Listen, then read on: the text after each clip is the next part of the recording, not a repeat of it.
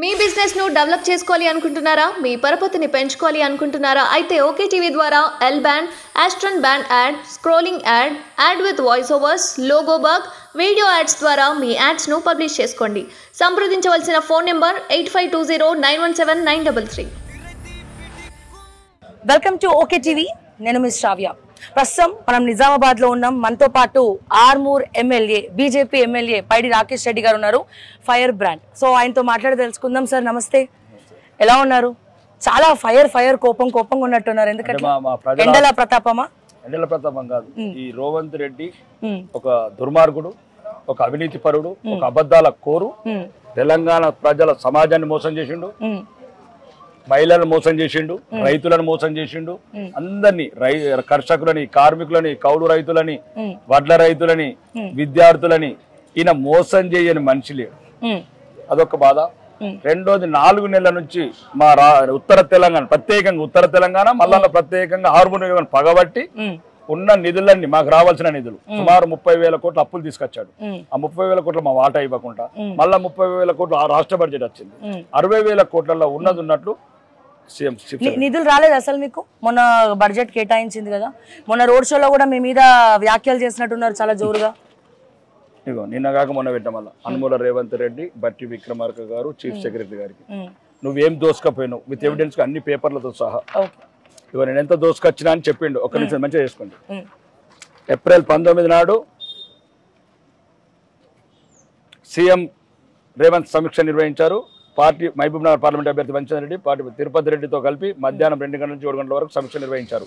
దాంట్లో ఏం చెప్తున్నంటే, కొడంగల్లో కాంగ్రెస్ కు మెజార్టీ రాకుండా చేసి తనని దెబ్బ కొట్టాలని కుట్ర జరుగుతున్నారు. 100 రోజుల్లోనే వినండి, మంచిగా తెలంగాణ ప్రజలు దయచేసి ఈ ఓటుకు నోటు దొంగ, ఈ 420 వాగ్దానాలు చేసిన 420 ముఖ్యమంత్రి, నేను 119 నియోజకవర్గాలు చెప్తున్నా, తెలంగాణ అంతటికి ఉపయోగపడేది చెప్తున్నా, ఒక దక్షిణ తెలంగాణ దోసుకుపోయిన మంత్రులు తప్ప. 100 రోజుల్లోనే నియోజకవర్గానికి medical, engineering, veterinary, nursing, junior, degree కాలేజీలు తెచ్చుకున్నామని, 100 కోట్లతో తాండాల రోడ్లు మంజూరు చేసుకున్నామని, 4,000 కోట్లతో నారాయణపేట కొడంగల్ ఎత్తిపోతల పథకం తెచ్చుకున్నామని. 100 రోజుల్లో ఇంత దోసుకపోతే రేవంత్ రెడ్డి ఇంకా 5 ఏళ్ళ ఏం చేస్తావు మా తెలంగాణని, ఉత్తర తెలంగాణని? ఇది రండి రావడం దమ్మున్నోడు అతను తప్పు మాట్లాడిందంటే ఏ శిక్షకైనా సిద్ధం.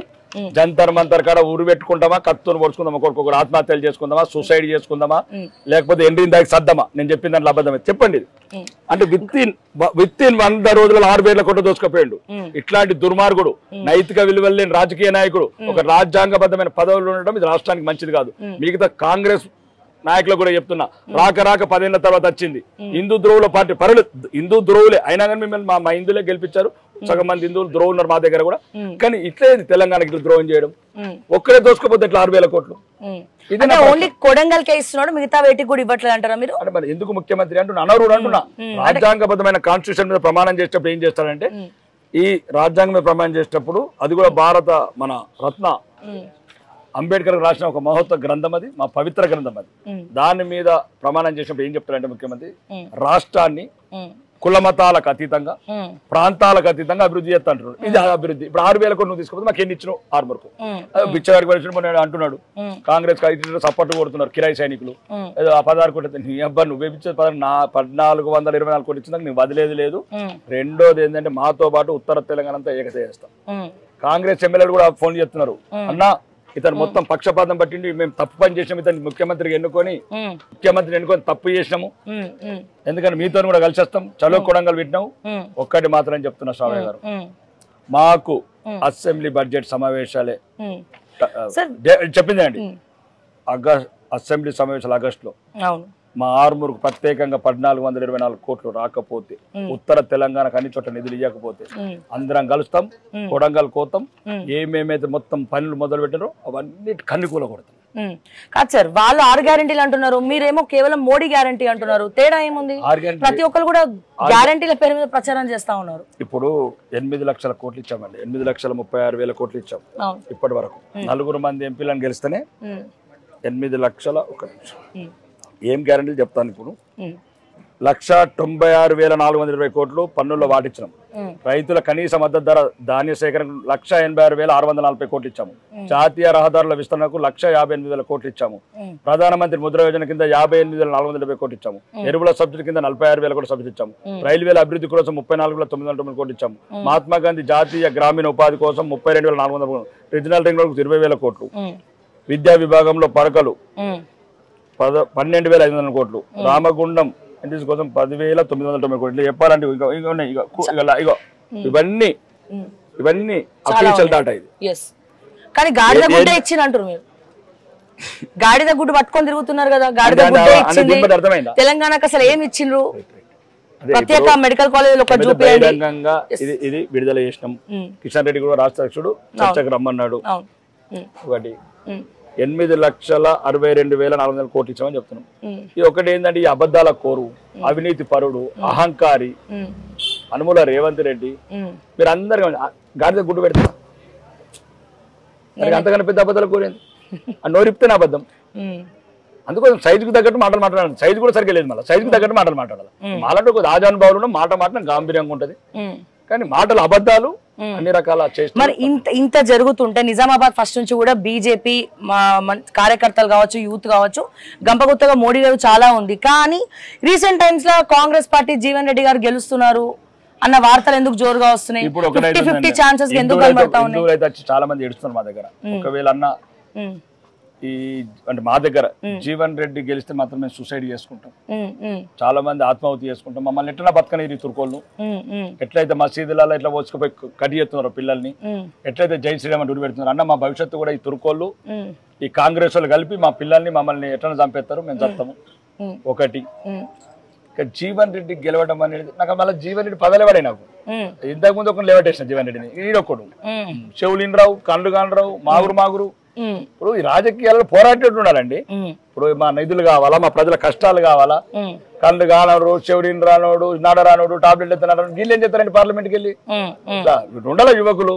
ఇప్పుడు 5 ఏళ్ల కింద మోడీ అవ్వలేనప్పుడు ఇంత 72,000 మెజార్టీతో గెలిచిన ఎంపీ గారు. ఇప్పుడు ఒక్కటేనండి, ప్రజలు దేశద్రోహి రాహుల్ ఖాన్ కు దేశభక్తుడు నరేంద్ర మోడీ జరిగే పోరాటం. ఇంకా ఎన్ని రోజులు తుర్కోల పేరు చెప్పి ఓట్లు అడుగుతారు అన్న ప్రశ్న అడుగుతా. కాంగ్రెస్ తుర్కోడు అంటే కాంగ్రెస్ తుర్కోలు గారు మా వాళ్ళకి తెలగ మొత్తుకుంటున్నారు. అటు బీఆర్ఎస్ కాదు, మాకు ఉన్నారు. ఒకటి చెప్పండి, ఇప్పుడు కేసీఆర్ మోన్ అన్నాడు, ఎవరు ఇప్పుడు మొన్న రేవంత్ రెడ్డి ఒక పైశాచిక ఆనందం పొందుతున్నాడు ఒక సభలో ఒక మిత్రుడితోని వాళ్ళ పార్టీకి సంబంధించి, మీ చిన్నయ్య రాముడు అవరా అవమానిస్తపడాల. మీ యాంకర్లకు కూడా ఇదేనా? మీరు కూడా మరి ముస్లింస్ అయిపోయారు, బుర్కలు వేసుకోండి. ఈ దరిద్రం పోతుంది మా దేశంకి. బతకాల సవాళ్ళ నిర్ణయించుకుంటాం. ఒకవైపు ప్రపంచమంతా కక్ష కట్టింది దేశం మీద. నరేంద్ర మోడీ నాయకత్వం వల్ల ప్రపంచమంతా ఒక సర్వోపధికారం, దేశంకి ఎక్కడికైనా గౌరవము, 145 కోట్ల మార్కెటింగ్, ప్రతి ఏ దేశం కానీ కంటగింపుకుంది.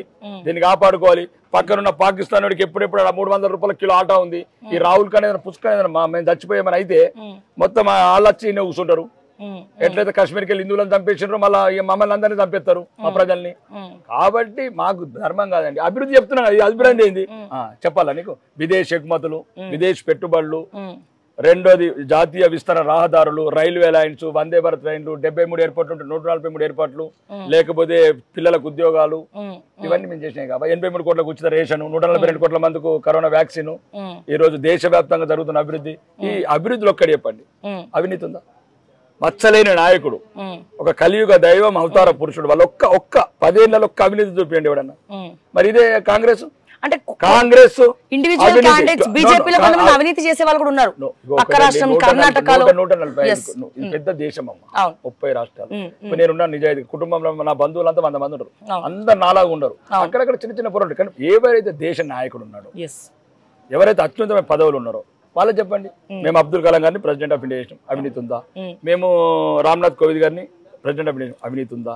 ఈ రోజు ద్రౌపది ముర్ము గారిని ప్రెసిడెంట్ ఆఫ్ ఇండియా, అవినీతి ఉందా? రెండోది నరేంద్ర మోడీ గారు కావచ్చు, అమిత్ షా గారు కావచ్చు, నడ్డా గారు కావచ్చు, ఇంకెవరన్నా నితిన్ గడ్కరీ కావచ్చు, ఒక్కరు చెప్పండి. ఎక్కడ ఒక చోట 30 రాష్ట్రాలలో ఒక రాష్ట్రంలో చిన్న రాష్ట్రం ఉంటుంది, ఎక్కడో మణిపూర్ లాంటిది చిన్న ఒక 1 పార్లమెంట్, అందరిని ఒకటేసారి మేము అంటే దేవుళ్ళతోనే కాలేదు, రాముడితోనే కాలేదు, ఇప్పుడు ఏమంటారు రాముడు చిన్నమ్మ అంటారు అద్దంకి దయాకర్, దానికి ఏం చెప్తారు? సీతాదేవి చిన్నమ్మన హిందువులకి అని చెప్పి మాట్లాడుతా ఉన్నాడు అద్దంకి దయాకర్, దాని గురించి ఏం చెప్తారు? ఒకటి రాముడు మా తండ్రి, సీతమ్మ మా తల్లి, మా తల్లే కాదు ప్రపంచంలో ఉన్న హిందువులందరూ మా జాతి పురుషుడు, మా ఇలవేలుపు. కాబట్టి ఒకవేళ దానికి సమాధానం ఇస్తాము. అది అద్దంకి దయాకర్ మాట కాదు, ఆ రేవంత్ రెడ్డి అనే ద్రోహి, హిందూ ద్రోహి రెచ్చగొడుతున్నాడు. ముస్లింలకు ఎట్లయితే బాగా మెచ్చుకున్న లోట్లు వేయాలని ఆ బీఆర్ఎస్ కూడా నోట్లు కూడా చీలకుండా ముస్లింలే ఈ రేవంత్ రెడ్డి మాస్టర్ పని 420 క్యారెక్టర్. ఇప్పుడు ఎట్లయితే రిజర్వేషన్ గురించి మాట్లాడుతున్నాడో అట్లనే వర్క్ 420. ఆ అద్దంకి దయాకర్ కు ఇంతకుముందు ఒకసారి తిట్టిపించిండు ఎవరిని, కోమటిరెడ్డి వెంకటరెడ్డి సగం ఆకిపించిండు జీవితంని. మళ్ళీ మొన్న సభల ఎవరు అడుగుతాను అద్దంకి దయాకర్ ఫ్యూచర్ ఏంటంటే నాకు సీఎం కుర్చీ ఆయన చూసుకున్నాడు. పాపం ఈయన వెనక ముందు ఆ టాబ్లెట్ తీసుకొని ఏమేమి మాట్లాడు తెలకుండా మాట్లాడిండు. ఆయన కూడా చెప్తున్నాము, దయాకర్ గారు దయచేసి మీరు అనాలనుకుంటే ముందు అల్లాని మిగతా మతస్థులని మమ్మల్ని ఎంత తిట్టండి, లేకపోతే మా హిందువులకు సిగ్గు లేదు, శరం లేదు, మేము మనుషుల కింద కాదు, మేము అన్నం తిన్నట్టు మా బతుకులు సర్వనాశనం కాదు. ముందు వాళ్ళని ఏమనమండి, మాకు ఐక్యత లేదు, ఎవరు తిట్టినా ఒప్పుకుంటున్నారు, ఎవరు దండినా ఒప్పుకుంటారు. ఇదే ఒక్క మాట అల్లా మీ చిన్న బాప అని మనసుద్దాం, జీసస్ మీ చిన్నయ్యనా, మరియమ్మ మీ చిన్నమ్మన అనుమానండి. అద్దంకి దయాకర్ గారికి ఈ ముఖంగా అడుగుతున్నాను, మీడియా ముఖంగా. మరి దానికి అర్థం మాకన్నా సిగ్గు ఉండాలి. మాకు అన్నం తింటే, హిందూ జాతిలో ఊడితే, హిందువులం అయితే ఐక్యత, మా ఐక్యతనే ఎదుటివాడికి ఆయుధమైంది. కాబట్టి ఎవరిని ఏమైనా మన కేసీఆర్ కూడా అట్లే అంటున్నాడు, ఏదో పులివర కలుపుకొని అక్షంతలు జల్లుకొని, లేకపోతే ప్రతి ఒక్కరికి చులకనైనాము. అదే అల్లా దయ వల్ల తెలంగాణ వచ్చిందండి. మరి అల్లా దయ వల్ల తెలంగాణ యువకులు ఎందుకు తప్పినా హిందువులు 1400 మంది, ఒకరికి అగ్గిపెట్ట దొరికేది పెట్రోల్ పోసుకుంటారు, కొడుకులు అంతా మంది ఎవరో పడ్డారు. ఏం చెప్తాం? మా ఆర్మూర్ జీవన్ రెడ్డి సంగతి ఇంకా 2 క్వశ్చన్లు అడుగుతా, అంటే మేము టైం ఎక్కువ మా ఆర్మూర్ జీవన్ రెడ్డి సంగతి ఏంది, రాజకీయ భవిష్యత్తు, ఈ ఆర్టీసీ కాంప్లెక్స్ వెనకాల పడ్డారు మీరందరు కలిసి. మా అక్క ఉన్నది, మా నిజామాబాద్ అక్క అనే ఉన్నది, వీడు కూడా దాంట్లో ఇన్వాల్వ్మెంట్ ఉన్నది. వీడు కూడా త్వరలో 668, ఆమె 666 అనుకుంటా కవిత గారు రూము, ఈయన కూడా 667 పంపిస్తారు. ఒక 15 ఏళ్ళ దాకా రాడు, ప్రజలు సుఖశాంతంగా ఉన్నారు. ఈ మధ్యనే అప్పుడప్పుడు వస్తుంటే మనకు చాలా మంది మహిళలు వచ్చారు నా దగ్గరికి, ఆలూరు గ్రామస్తులు, అదేగా మా పల్లెలు ఉన్నాయి. సార్ పిల్లలు భయపడుతున్నారు సార్, పిల్లలు ఎందుకమ్మా అంటే ఆ బూచోడు మళ్ళీ ఈ మధ్యన వస్తున్నాడు సార్, ఈ మధ్యన 3 నెలల నుంచి ఆ బూచోడు లేడంటే. ఎవరమ్మా ఈ బూచోడు అంటే అదే సార్ నల్ల ఆ పాండు అని అంటారు చూడాలి. మళ్ళీ 4 నెలలు లేకుండే, ఇప్పుడు మళ్ళీ ఊరాలకు పోతే పిల్లలందరూ ఇళ్ళలో భయపడిపోతున్నారు అన్నారు, బూచోడు వచ్చిండు. కాబట్టి మా బూచోడు ఎప్పుడో ఒకటి ఉండాలి మాకు కూడా. కాబట్టి ఒకటేనమ్మా, ఫస్ట్ తప్పు చేసిన ఈ కాంగ్రెస్ వాళ్ళకి వ్యాక్సిన్ ఇచ్చి, కరోనా వ్యాక్సిన్, మేము సైంటిస్టుల మాట నమ్మలేదు. ఆ రోజు సైంటిస్టులు అంతా చెప్పిండ్రు. ఎప్పుడైతే నరేంద్ర మోడీ 2020 కరోనా వ్యాక్సిన్ వచ్చినప్పుడు ఈ యొక్క ప్రజలందరూ చచ్చిపోతే దేశం ఎందుకని ఆ కరోనా వ్యాక్సిన్ తయారు చేయించాం. ఆ సైంటిస్టులు చెప్పినారు అందరూ, మేము ఈ వ్యాక్సిన్ తయారు చేస్తాం కానీ ఈ దేశాన్ని విడగొట్టి, దేశాన్ని నమ్మి, దేశాన్ని అవినీతి పాలు చేసి, దేశాన్ని హిందువులను అడుగడుగు నమ్మాలని చేస్తున్నా ఈ కాంగ్రెస్ వాళ్ళకి మాత్రం వ్యాక్సిన్ ఇవ్వమని చెప్పారు. ముఖ్యంగా ఈ రేవంత్ రెడ్డికి అయితే అసలు ఇవ్వమన్నారు. ఇట్లాంటి వాళ్ళకు, ఇట్లాంటి వ్యక్తులు, లీడర్లు, ప్రజలు పాప అమాయకులు. కాంగ్రెస్ లో కూడా కార్యకర్తలు అమాయకులే, రాను మా దగ్గరకు వస్తున్నారు వాళ్ళు, తర్వాత మొత్తం మా వైపు వస్తారు. ఈ లీడర్లకు అందరికీ కరోనా వ్యాక్సిన్ ఇవ్వమన్నారు. అయితే అప్పుడు నరేంద్ర మోడీ గారు ఇంకా మిగతా పెద్దవాళ్ళు వచ్చి అట్లా కాదు, అట్లా ఇవ్వకపోతే కుదరదు. చరిత్రలో ఎప్పుడు రాముడు విలువ తెలవాలంటే రావణ సంతానం ఉండాలా, రావణుడు ఉంటేనే రాముడు విలువ తెలుస్తుంది, చీకటి ఉంటేనే వెలుతురు తెలుస్తుంది. కాబట్టి కరోనా కంపల్సరీ వ్యాక్సిన్ కాంగ్రెస్ వాళ్ళకి ఇస్తే దుర్మార్గులు ఎప్పుడు ఉంటుంది ప్రపంచంలో అని చెప్పి వ్యాక్సిన్ ఇప్పించింది. అప్పుడప్పుడు అనిపిస్తుంది మాకు ఇలా వ్యాక్సిన్ ఇవ్వకపోతే దరిద్రం ఉండదు కదా అనుకుంటున్నాను. ఫైనల్ గా సార్, బీజేపీలో ఎన్ని సీట్స్ వస్తాయి, తెలంగాణలో ఎన్ని సీట్లు వస్తాయి అని అనుకుంటున్నారు? నిజామాబాద్ లో గెలుపు ఖచ్చితంగా అరవింద్ వైపే ఉంటదంటారా? ఇదొకటి, తెలంగాణలో సీట్లు ఎన్ని వస్తాయి ఫైనల్ గా బీజేపీకి? అరవింద్ గెలవడం అనేది నిర్ణయం అయిపోయింది ఎప్పుడో. ఏ రోజు అయితే ఆయన అభ్యర్థి ప్రజలు నిర్ణయించుకున్నారా, మీ క్యాడర్ నిర్ణయించుకున్నారా? ఎందుకంటే క్యాడర్తో సఖ్యత లేదంటున్నారు బయట. సఖ్యత దేనికుంటుందండి? ఇప్పుడు నేను ఉన్నాను, 80 సఖ్యత ఉంటుందా? మొత్తం ఇక్కడ నుంచి జగిత్యాల నుంచి పడితే బోధన దాకా సఖ్యత అంటే ప్రజలకు ఏమవుతుందో తెలుస్తున్నాము.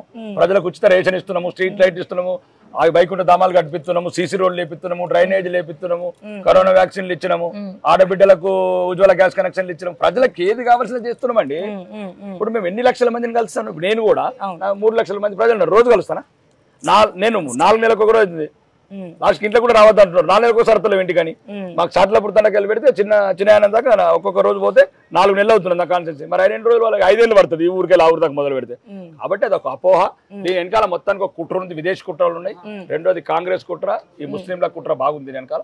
కాబట్టి దయచేసి హిందువులందరూ మేల్కొని ఈరోజు ధర్మం గెలవాలా, దేశం నిలవాలంటే ఒకటి కమలం గుర్తు. కమలం గుర్తు తప్ప గమనం లేదు, బతుకు లేదు. మనకు జరిగే ఎన్నికలలో దేశద్రోహులకు, దేశభక్తులకు జరిగే సంగ్రామంలో హిందూ ద్రోవులకు హిందూ ప్రేమికులకు జరిగే పోరాటంలో మీరందరూ మా గొంతులకు జీవం పోసి మే 11 జరిగే ఎన్నికలలో బాలరాముణ్ణి పైనున్న బాలరాముణ్ణి అయోధ్య రాముణ్ణి ఊహించుకొని మీ అంతరాత్మ సాక్షిగా ధర్మాన్ని నిలబెట్టేందుకు దేశాన్ని కాపాడుతందుకు కమలం గుర్తు కొట్టేసి విజయవంతమైన మెజార్టీతో గెలిపాలని కోరుకుంటూ సెలవు తీసుకుంటాను. Thank you.